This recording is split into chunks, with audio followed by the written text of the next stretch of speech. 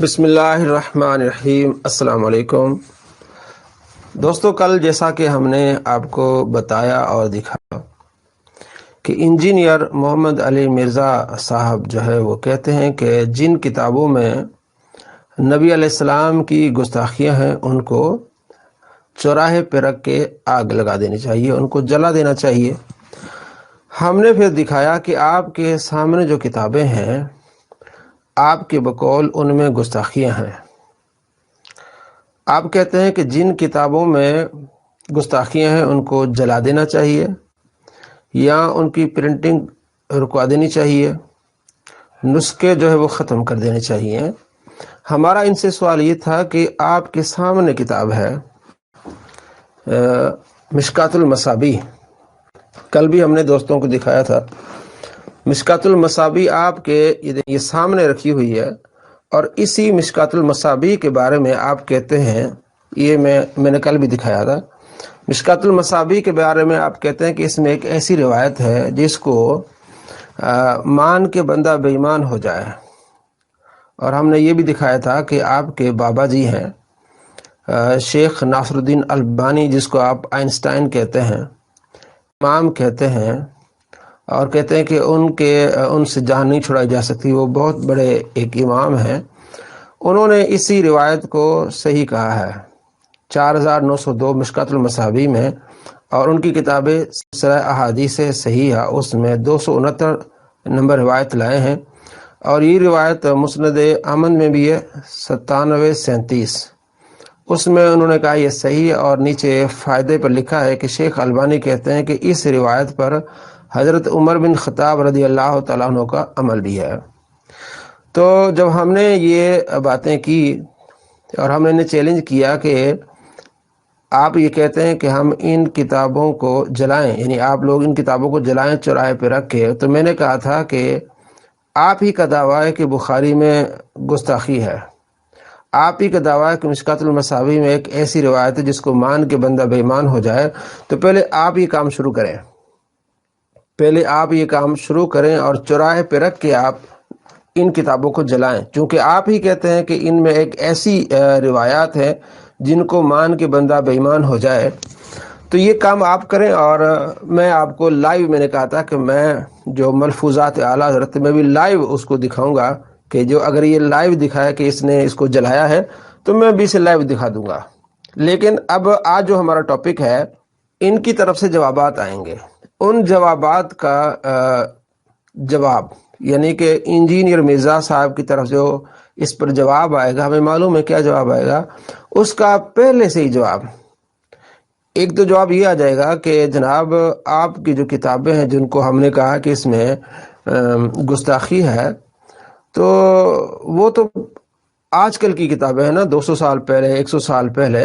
اور جو ہم کہتے ہیں، یعنی وہ کہیں گے جو ہم کہتے ہیں کہ مشکوٰۃ المصابیح میں جو ایسی روایت ہے جس کو مان کے بندہ بے ایمان ہو جائے، وہ تو احادیث ہے، ٹھیک ہے،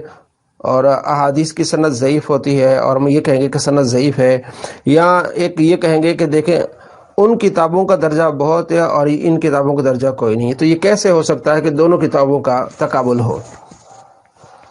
اس کے چہلے بھی یہ اعتراض کرتے ہیں کہ بھائی وہ کتابیں ہیں احادیث کی، ان کا اور ملفوظات اعلیٰ حضرت کا کیا میلاپ ہے؟ تو آپ ان کا دفاع کر رہے ہیں، حالانکہ وہ تو احادیث کی کتابیں ہیں۔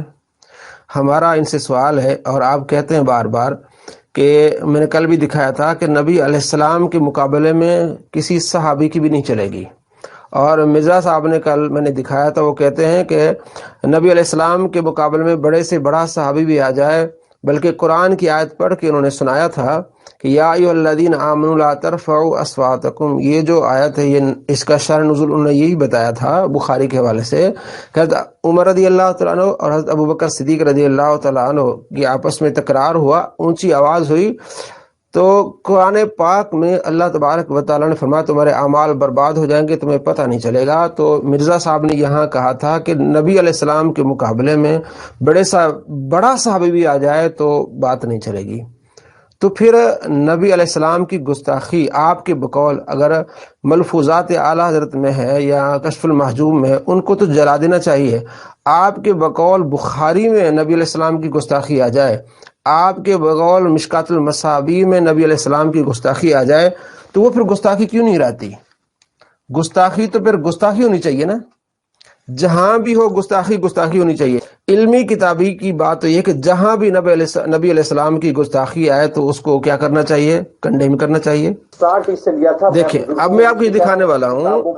جی جی، ہو سکتا ہے بزرگوں نے لکھی ہو سکتا ہے نہ لکھی ہو، یہ جان بوجھ کے بزرگوں کو بیچ میں لے کے آتے ہیں تاکہ گیم خراب کرنے کی کوشش کریں، اور یہ سمجھتے ہیں کہ بزرگوں کے روب کی وجہ سے ہمیں دبا لیں گے۔ نہ دیکھو نہ بھول جاؤ، تو آٹے کسی بزرگ کی سانو دوست نہیں ہے، کیونکہ نبی علیہ السلام کے مقابلے پہ تو بڑے سے بڑا صحابی بھی آ جائے تو قرآن کا فتویٰ سن لیں۔ جی، سورۃ البقرہ میں بڑے سے بڑا صحابی بھی آ جائے تو قرآن کا فتویٰ سن لیں کہ تمہارے اعمال اکارت ہو جائیں گے، تو بڑے سے بڑا صحابی بھی آ جائے تو آپ کے سامنے مشکات المصابیح ہے جس میں آپ کہتے ہیں کہ ایک ایسی روایت جس کو مان کے بندہ بے ایمان ہو جائے، تو ایک طرف بڑے سے بڑا صحابی بھی آ جائے تو قرآن کا فتویٰ کہ اعمال برباد ہو جائیں گے، اور آپ خود کہتے ہیں کہ مشکات المصابیح میں ایسی روایت جس کو بندہ مانے تو بے ایمان ہو جائے، اس پر آپ کیوں نہیں فتویٰ لگاتے ہیں؟ یہ قرآن کے نیچے کتاب رکھی ہوئی ہے، یہ مشکات المصابیح جلد نمبر 3 صفحہ نمبر 87، روایت نمبر 4902۔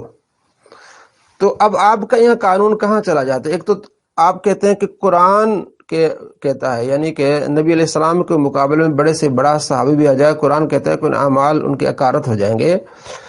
تو آپ کشف المحجوب پر آپ فتویٰ لگاتے ہیں، تذکرۃ الاولیاء پر آپ فتویٰ لگاتے ہیں، حشت بہشت پر آپ فتویٰ لگاتے ہیں، تو آپ لگائیں نا ان پر فتویٰ۔ تو آج ہمارا ٹاپک ہے، یہ جواب دیں گے کہ نہیں جی یہ تو دیکھیں حدیث کی کتابیں ہیں، دیکھیں آپ نے کہا ہے کہ ان میں گستاخی والی روایت ہے، چاہے پھر حدیث کی کتاب میں آ جائے چاہے کسی اور کتاب میں آ جائے، گستاخی تو پھر گستاخی ہوگی۔ یہ آپ جو بہانہ بنا، ہم بات کر رہے ہیں دوستوں کہ انہوں نے فتویٰ لگایا ہے، ہم بات کر رہے ہیں کہ انہوں نے، مرزا جلمی کا میں دوبارہ آج دکھاؤں گا کہ اس نے فتویٰ لگایا ہے کہ بخاری میں ایک ایسی روایت ہے جو گستاخی پر مبنی ہے، اور مشکات المصابیح میں ایک ایسی روایت ہے جس کو مان کے بندہ بے ایمان ہو جائے۔ تو آپ کا قاعدہ قانون ایک ہونا چاہیے، عشق رسول ہونا چاہیے کہ کہیں بھی کوئی گستاخی ہو تو آپ کہیں کہ اس کتاب کو جلا دیں، اس کو چوراہے پہ رکھ کے آپ جلا دیں۔ اب یہاں آپ کا قانون بدل جائے، یعنی یہ جواب دے گا کہ نہیں جی حدیث کی کتابیں ان کا اسٹیٹس دیکھیں اور کشف المحجوب کا دیکھیں، بات یہ نہیں دیکھنی، آپ نے بات دیکھنی ہے نبی علیہ السلام کی۔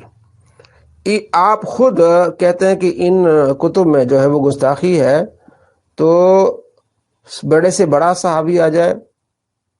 نبی علیہ السلام کے مقابلے میں تو قرآن کا حکم سن لیں، تو یہاں بڑے سی بڑی کتاب آ جائے، آپ کے بقول اگر اس میں گستاخی ہو تو آپ کہیں کہ اس کو چوراہے پہ رکھ کے آگ لگا دیں، یہ قانون ہونا چاہیے۔ ایک طرف آپ قرآن پڑھ کے صحابی کے بارے میں کہتے ہیں اور سامنے کتابیں رکھی ہوئی ہیں جس کے بارے میں آپ خود کہتے ہیں کہ اس میں بہت بڑی گستاخیاں ہیں۔ تو ان کے سوال کا جواب میں انہی کی زبانی دے رہا ہوں کہ یہ کہیں گے کہ دیکھیں جی تو حدیث کی کتابیں ان کا ہم دفاع کریں گے، ہم نہیں کہہ رہے، آپ کہہ رہے ہیں کہ ان میں گستاخی ہے، آپ ہی نے کہا کشف المحجوب میں گستاخی ہے اس کو جلا دے، تو آپ ہی کہتے ہیں کہ ان میں گستاخی والی روایتیں ہیں، تو پھر یہ کیوں نہیں جلائی جاتی ہیں آپ کے بقول؟ تو یہ جواب یہ دیں گے نہیں جی حدیث کی کتاب ان کا درجہ بہت ہے اور ان کا درجہ کچھ بھی نہیں، یہ غلط بات ہوگی، اس کے رسول میں یہ کام نہیں چلے گا۔ آپ تو صحابی اور نبی کو مقابلہ کرا رہے ہیں کہ نبی کے مقابلے میں اگر صحابی کی بات آ جائے تو وہ کچھ نہیں رہے گی، تو یہاں آپ مشکات المصابیح کی بات، یہ تو نہیں چلے گا نا یہ۔ اور دوسری بات یہ کہ دیکھیں جی ان میں سند متصل نہیں ہے، انہوں نے نقل کیا ہے، تو میں یہ کہوں گا کہ تذکرۃ الاولیاء میں جو آپ بار بار کہتے ہیں بایزید بسطامی کے بارے میں کہ انہوں نے کہا کہ میرا جھنڈا نبی کے جھنڈے سے اونچا ہوگا، اور اس کا دفاع جو ہے وہ ابن حجر اسقلانی نے بھی کیا ہے، امام ذہبی نے کیا ہے، ان کو شتیات کہتے ہیں، تو آپ کہتے ہیں نہیں یہ بابے ہیں، بابوں کی جو آپ بچاؤ کر رہے ہیں بھائی، ابن حجر اسقلانی نے کہا کہ یہ شتیات ہیں، امام ذہبی نے کہا کہ یہ سلطان العارفین ہے،